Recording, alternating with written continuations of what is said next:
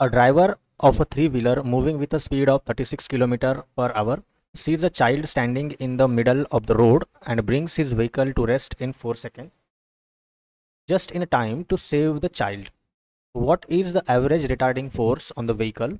The mass of the three-wheeler is 400 kg and the mass of the driver is 65 kg. Okay.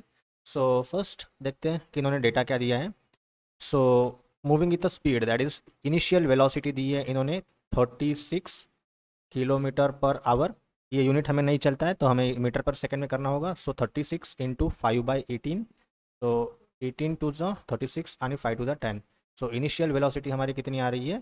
तो u will be 10 metre per second. और इन्होंने क्या दिया है कि final velocity ये 0 होगा and mass of vehicle, that is इसको हम m1 बोलते हैं.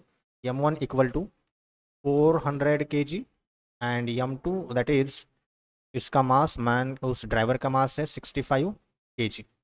ओके. तो हमें यहाँ पे निकालना है और इन्होंने टाइम भी दिया है. So time t equal to 4 second, right. तो हमें यहाँ पे एक्सेलरेशन निकालना है. So acceleration e equal to direct हम फार्मूला लगा देते हैं, final velocity minus initial velocity divided by time.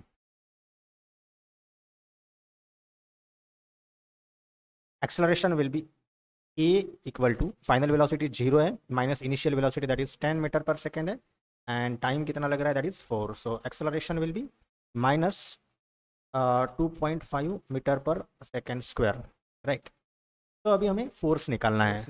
So F is equal to mass into acceleration. So F is equal to mass कितना है 400 plus 65 into acceleration minus 2.5 metre per second. Okay. तो F will be 465 into minus होगा पूरा term 2.5 and if you simplify this force will get F is equal to minus 1162.5 newton. और we can say that F is equal to minus 1.16 into 10 power 3 newton. इतना उसको force लगाना पड़ेगा body को vehicle को rest में आने के लिए. Thank you.